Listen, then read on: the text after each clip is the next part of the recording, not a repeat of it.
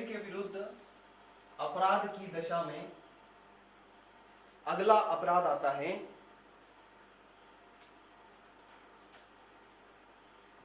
व्यपहरण और अपहरण।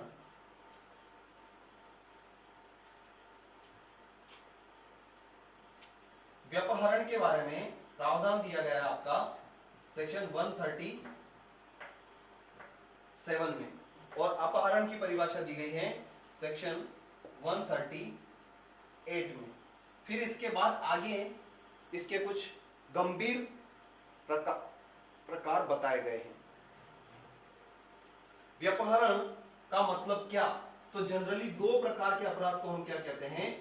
व्यपहरण। कौन से दो प्रकार? एक तो किसी व्यक्ति को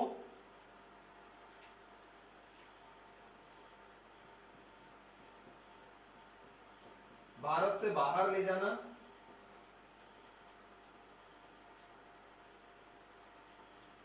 और एक है किसी को विधिपूर्ण संरक्षकता से बाहर ले जाना।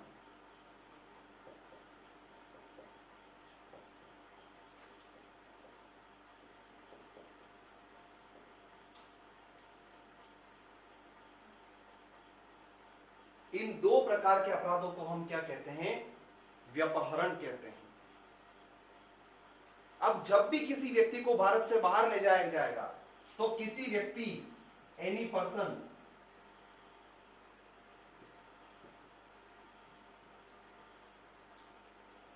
एनी पर्सन का मतलब क्या?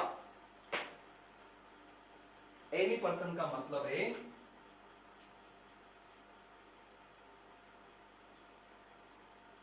मेजर या माइनर।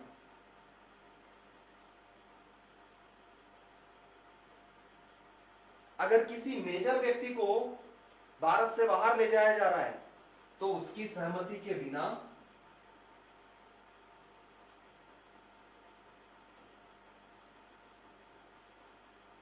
और अगर किसी माइनर व्यक्ति को भारत से बाहर ले जाया जा रहा है तब उसकी ओर से जो सहमति देने के लिए सक्षम है,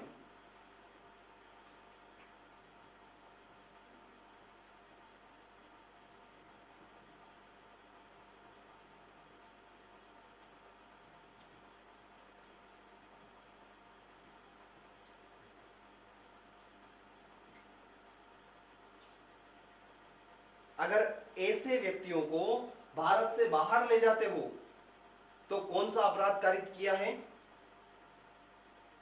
व्यपहरण का अपराध कारित किया है। देखो सेक्शन 137 पर आओ, क्या बोल रहा है सेक्शन 137? व्यपहरण सब सेक्शन 1 परिभाषा बताता है और सब सेक्शन 2 जो है इसकी पनिशमेंट बताएगा। क्या बोल रहा है सब सेक्शन 1? व्यपहरण दो किस्म का होता है, भारत में से व्यपहरण और विधिपूर्ण संरक्षकता में से व्यपहरण। यानी कि भारत में से व्यपहरण यानी भारत से बाहर ले जाना, भारत में से व्यपहरण मतलब उस व्यक्ति को भारत से बाहर ले जाना, और दूसरा विधिपूर्वक संरक्षकता से बाहर ले जाना। इन दो प्रकार से व्यपहरण हो सकता है। आगे क्या बोल रहा है? खंड क जो है वो बोल रहा है भारत से बाहर वाली स्थिति के बारे में। क्या बोल रहा है? देखो, जो कोई किसी व्यक्ति का, इस व्यक्ति का मतलब क्या है? वो छोटा बच्चा से लगाकर एक बूढ़ा व्यक्ति, स्त्री पुरुष कुछ भी, एनी पर्सन।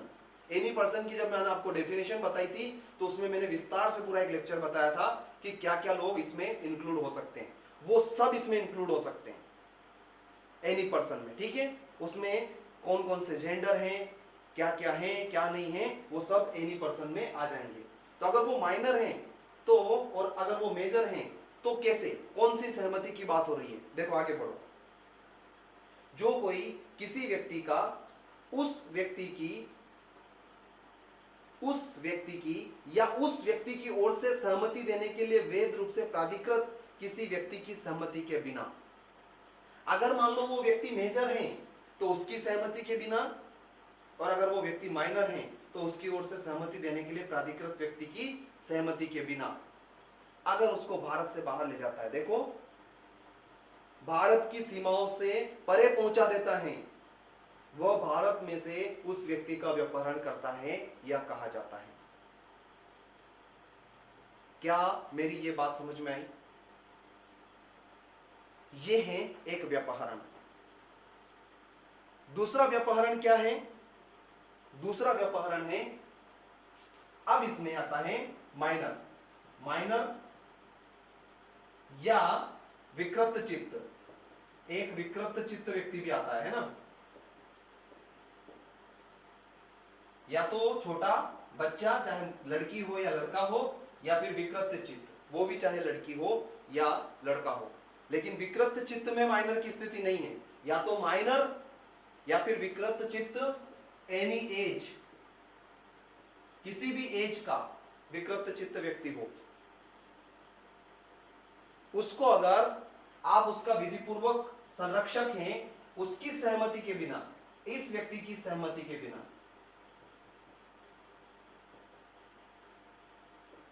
या तो सहमति के बिना या फिर बहला कर, बहका कर,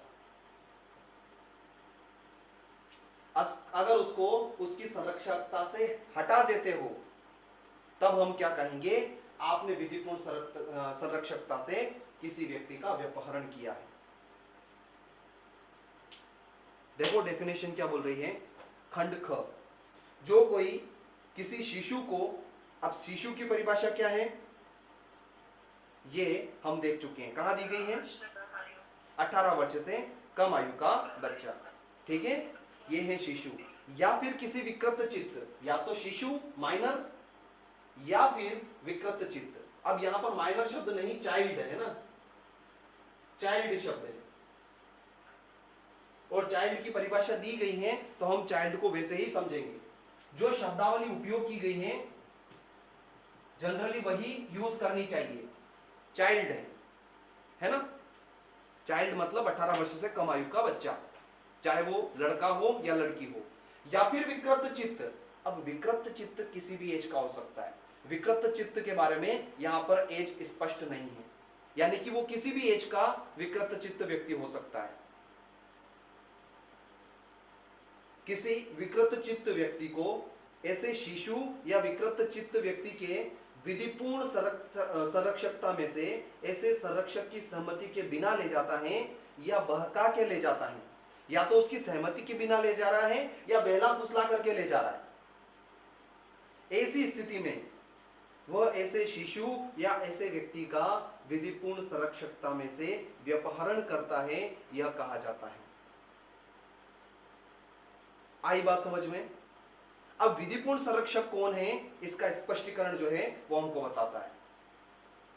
विधिपूर्ण संरक्षक का मतलब क्या है? देखो, इस खंड में विधिपूर्ण संरक्षक शब्दों के अंतर्गत ऐसा व्यक्ति आता है जिस पर ऐसे शिशु या अन्य व्यक्ति की, शिशु या अन्य व्यक्ति, या तो इस बच्चे की या फिर इस विकृत चित्त व्यक्ति की देखभाल करने, देखरेख करने या अभिरक्षा का भार विधिपूर्वक न्यस्त किया गया हो। ठीक है, ऐसे विधिपूर्वक व्यक्ति, जैसे अगर मान लो दो लोग हैं, मम्मी पापा किसी बच्चे के, अगर मान लो कोर्ट में केस चला, कस्टडी मम्मी को दे दी गई, तो इसका विधिपूर्वक संरक्षक कौन हुआ? मम्मी हुई, है ना। तो उसकी सहमति के बिना क्या उस बच्चे को इधर उधर ले जाया जा सकता है क्या? अगर कोई ले जाता है, मान लो उसके ससुराल पक्ष वाले व्यक्ति आते हैं, छोटे बच्चे को ले जाने की कोशिश करते हैं, बेला फुसला के या ऐसे ही उठा के ले गए, ऐसी दशा में उन लोगों ने उसका व्यपहरण किया, सेक्शन 137। ये बात समझ में आती है?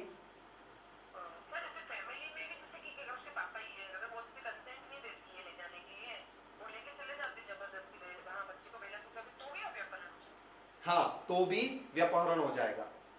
लेकिन एक केस का नाम लिखो आप,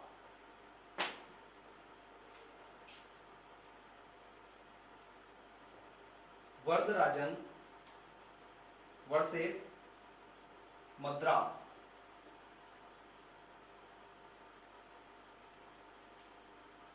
क्या हुआ, एक कॉलेज गोइंग गर्ल्स थी, एक लड़की थी जो कॉलेज जाती थी, उसका किसी लड़के के साथ व्यवहार होगा, अफेयर होगा, उसने जानबूझकर सामने से उस लड़के को बुलाया कि भैया अपनी कार ले, भैया नहीं, उस लड़के को बोला कि तुम यहाँ पर कार लेकर के आओ और हम लोग साथ में चलेंगे और शादी करेंगे। तो वो कार लेकर के आया, साथ में घूमे फिरे और उसके बाद उन्होंने कोर्ट मैरिज कर ली और ऐसे ही रहने लग गए जैसे वो पति पत्नी हो। लेकिन वो जस्ट मेजर होने ही वाली थी, माइनर थी अभी, है ना, 17 साढ़े 17 साल की थी। तो ऐसी दशा में जब उसकी फैमिली